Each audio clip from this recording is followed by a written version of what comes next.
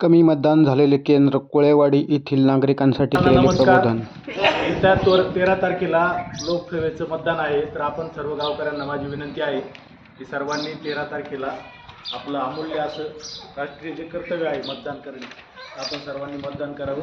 माझं नाव भिमाजी देवराव मालिंगे, कोळेवाडी. मी स्वतः मतदान करणार आहे आणि दुसऱ्याला बी सांगणार आहे.